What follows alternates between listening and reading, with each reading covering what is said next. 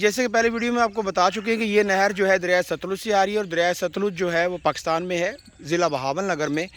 और ये दरिया सतलुज इंडिया से आता है। हमारे जो हुक्मरान हैं इन्होंने पानी को कंट्रोल करने के लिए कुछ भी नहीं किया।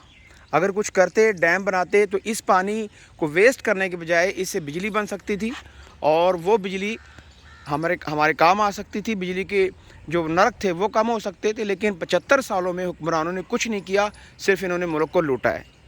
तो यही वजह है कि पानी को कंट्रोल करने का हमारे पास कोई सिस्टम नहीं है।